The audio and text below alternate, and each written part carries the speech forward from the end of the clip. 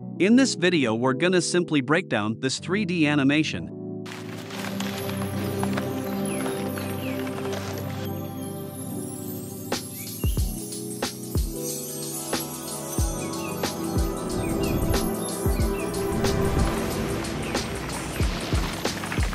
Reference: Base mesh. The object is only one. Just a cylinder with 2 array modifier. Then I extrude it until it looks like this.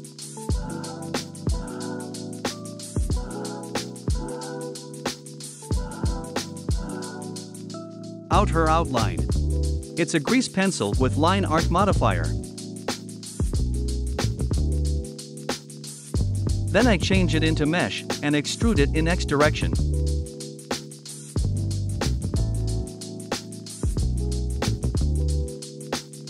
Stars. You can draw it with grease pencil and animate it with noise modifier.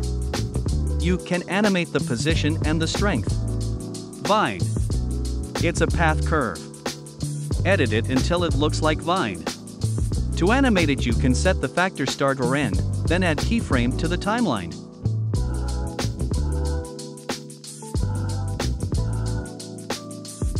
That's all, thank you.